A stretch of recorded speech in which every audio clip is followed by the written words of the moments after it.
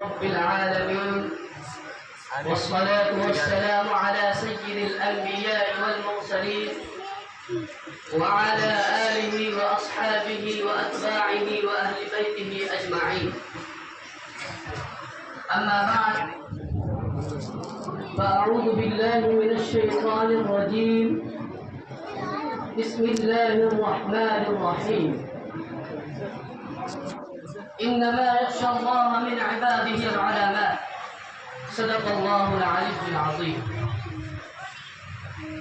محترم سامعین کرام اور میرے مشفق و مربی اساتذہ کرام اور میرے ہمنوا درسی ساتھیوں،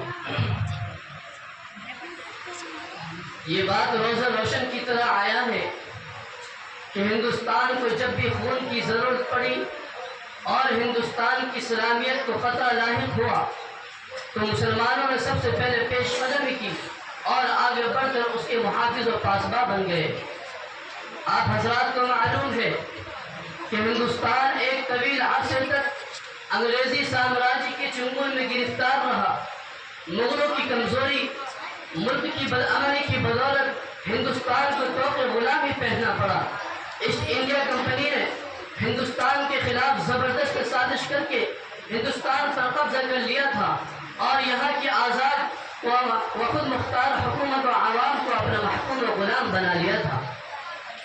میرے دوستو، انگریزوں کے خلاف صدائے جہاد بلند کرنے والے اور انگریزی سامراجی طاقت سے نبرد آزما ہونے والے مسلم حکمراں تھے۔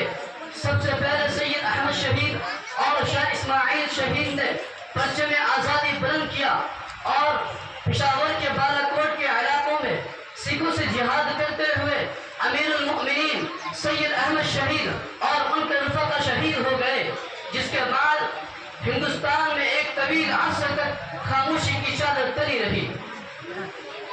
اس کے بعد 1757 میں پشاور، اس کے بعد 1757 میں ایک معرکہ ہوتا ہے جن میں شیر بنگال نواب سراج الدولہ نے ایسٹ انڈیا کمپنی کے خلاف عالم جہاد بلند کیا اور انگریزوں سے ٹکر لی، مگر اپنے سپہ سالار میر جعفر کی غداری کے باعث فتح شکست سے بدل گئی اور پھر سے ہندوستان ایک طویل عرصے تک انگریزوں کے قبضہ اقتدار میں رہا۔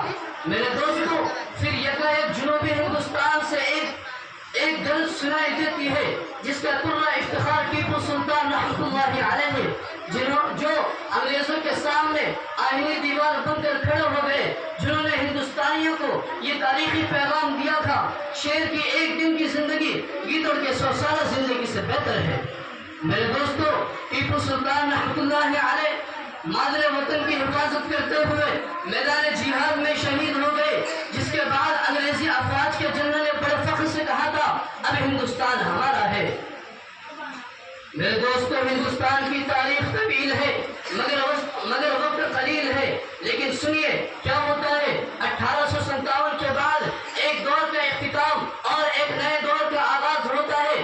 1857 میں مسلمانوں پر جو مسائل و آلام کے پہاڑ توڑے گئے اور ظلم اور زوال و انحطاط کی ان کی اور پر کیفیت طاری ہوئی، جس کی وجہ سے ان کے وجود کو خطرہ لاحق ہو گیا اور دین و مذہب کی بقا کا مسئلہ پیدا ہو گیا تھا۔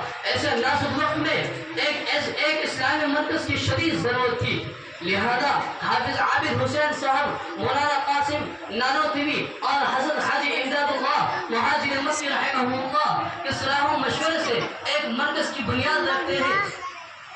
1866 مطابق 15 محرم الحرام سن ہجری 1283 بروز بدھ کو گلشن قاسمی مرکز علم و فن الہامی انداز میں وجود میں آتا ہے، جس کا مقصد ایک طرف ہندوستان میں شمع دین کو روشن رکھنا تھا تو دوسری طرف ہندوستان میں انگریزوں کے خلاف مجاہدین تیار کرتے تھے۔ قال اللہ و قال رسول کے صدائے بلند کرنے والوں کے ہاتھوں میں پرچم آزادی دے کر میدان کارزار میں بھیجنا تھا۔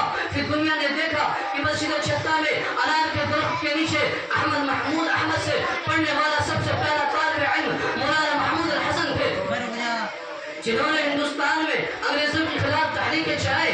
دنیا جسے شیخ الہند کے نام سے یاد کرتی ہے۔ میرے دوستو، شیخ الہند کے کاندھے سے کاندھے ملا کر چلنے والے شیخ الاسلام مولانا محمود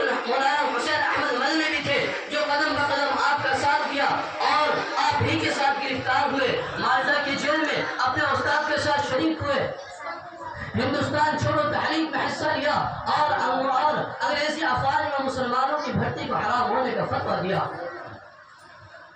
انگریزی افواج میں مسلمانوں کی بھرتی کو حرام ہونے کا فتویٰ دیا، ملک کے ذرے ذرے کا دورہ کیا اور تحریک آزادی میں روح پھونک دی۔ مولانا شبیر احمد عثمانی نے تحریک آزادی میں زبردست رول ادا کیا۔ مجاہد ملت مولانا حفظ الرحمان سہارنوی، مولانا محمد میاں صاحب، مولانا حبیب الرحمان عثمانی، مولانا حبیب الرحمان لدھیانوی، یہ تمام کے تمام حضرات علماء دیوبند کے صف اول میں شامل تھے۔ جمعیت علماء ہند اور علماء دیوبند نے انگریزوں سے شانہ بشانہ جنگ کی آزادی کی جنگ لڑی، جیل کی صحابت برداشت کی، اور اگر یہ کہا جائے کہ مہاتما گاندھی، جواہر لال نہرو اور قوم کے اہم لیڈروں اور قوم کے دوسرے اہم لیڈروں کو ہیرو بنانے والے علماء دیوبند تھے تو مبالغہ نہ ہوگا۔ شاعر کہتا ہے چمن میں رہ کے بہادروں کی قدر کیا جانے، چمن میں رہ کے بہادروں کی قدر کیا جانے، جو شعلہ بن کے چلے وہی چمن کی آبیاری کرے۔ بہرحال اس جنگ میں وسائل کی قلت اور اپنوں کی غداری کے باعث فرنگیوں کا غلبہ ہوا، جس کے بعد گورنر اعلیٰ برطانیہ نے اپنے مشیر ہندوستان سے یہ رائے طلب کی کہ بتاؤ ہماری حکومت ہندوستان میں کیسے قائم رہ سکتی ہے۔ میرے دوستو، انڈیا میں رہنے والے سب سے بڑے سیاستداں ڈاکٹر ولیم یونی نے جو رپورٹ پیش کی تھی اس کے اندر لکھا تھا کہ ہندوستان میں سب سے زیادہ بیدار مسلمان ہیں اور جنگ آزادی صرف مسلمانوں نے ہی لڑی ہے۔ جب تک جذبہ جہاد ان مسلمانوں میں زندہ ہے اس وقت تک ہم ان پر حکومت نہیں کر سکتے، لہذا سب سے پہلے جذبہ جہاد کو ختم کرنا ہوگا، اور اس سے بھی پہلے جذبہ جہاد کو ختم کرنے سے پہلے ایک اور چیز کو ختم کرنا ضروری ہے، اور وہ یہ ہے کہ ہندوستان سے علماء اور قرآن کو ختم کر دیا جائے۔ 1861 میں 3 لاکھ قرآن کریم کے نسخوں کو جلایا گیا، اور اس کے بعد انگریزوں نے علماء کو ختم کرنے کی سازش کی۔ مورخ مسٹر ایڈورڈ ٹامسن اپنے یادداشت کے مطابق لکھتا ہے کہ 1864 سے لے کر 1867 تک یہ 3 سال انگریزوں نے علماء کو ختم کرنے کا فیصلہ کیا، اور یہ تینوں سال انڈیا کی تاریخ میں سب سے زیادہ المناک ہے۔ ان 3 سالوں میں انگریزوں نے 14,000 علماء کرام کو تختہ دار پر لٹکا دیا۔ اللہ اکبر، اللہ اکبر، کس قدر انہوں نے علماء پر اور ہندوستان کی خاطر لڑنے والے علماء کرام پر ظلم و زیادتی کے پہاڑ توڑے۔ مگر میں قربان جاؤں ان علماء پر جنہوں نے ہندوستان کی خاطر اپنی جان کو پیش کر دیا اور اپنے سر کو انگریزوں کے سامنے نہیں جھکایا۔ شاعر کہتا ہے ظلم کی رات کتنی بھی لمبی سہی، ظلم کی رات کتنی بھی لمبی سہی، صبح حق کا اجالا ضرور آئے گا۔ ظلم کی رات کتنی بھی لمبی سہی، صبح حق کا اجالا ضرور آئے گا۔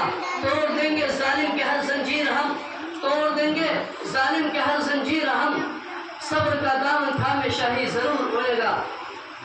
میرے دوستو، بات یہیں ختم نہیں ہوتی، ابھی مزید سنیے۔ ٹامسن کہتا ہے کہ دہلی کے چاندنی چوک سے لے کر خیبر تک کوئی درخت ایسا نہ تھا جن میں علماء کرام کی گردنیں لٹکی ہوئی نہ ہو۔ ٹامسن کہتا ہے کہ لاہور کی جامع مسجد کے صحن میں پھانسی کا پھندا لگایا گیا، اور اس میں ایک دن میں 80 علماء کرام کو تختہ دار پر لٹکایا جاتا۔ ٹامسن کہتا ہے کہ علماء کو سوروں کی کھال میں لپیٹ کر انہیں دہتے ہوئے انگاروں میں ڈال دیا جاتا۔ ٹامسن کہتا ہے کہ جب میں اپنے خیمے میں داخل ہوا تو مجھے مردار کی بدبو آئی، میں اپنے خیمے کے پیچھے چلا گیا تو میں دیکھتا ہوں کہ آگ کے شعلے بھڑک رہے ہیں، اور 40 علماء ان کے بدن سے کپڑے اتار کر انہیں آگ میں ڈال دیا جاتا ہے۔ میں دیکھتے ہی دیکھتے 40 اور علماء کرام کو بلایا گیا، ان کے کپڑے میرے سامنے اتارے گئے، اور انگریزوں نے کہا ارے مولویو، اگر تم یہ کہہ دو کہ 1857 کی جنگ آزادی میں تم شریک نہیں تھے، ہم شریک نہیں تھے، تو تمہیں ابھی کے ابھی رہائی مل جائے گی۔ ٹامسن کہتا ہے مجھے پیدا کرنے والے کی ذات کی قسم ان میں کوئی عالم دین، ان میں کوئی علماء ایسا نہیں تھا، سب کے سب نے اپنے آپ کو آگ کے سپرد کر دیا، مگر کسی نے اپنی گردن کو انگریزوں کے سامنے جھکانا پسند نہیں کیا۔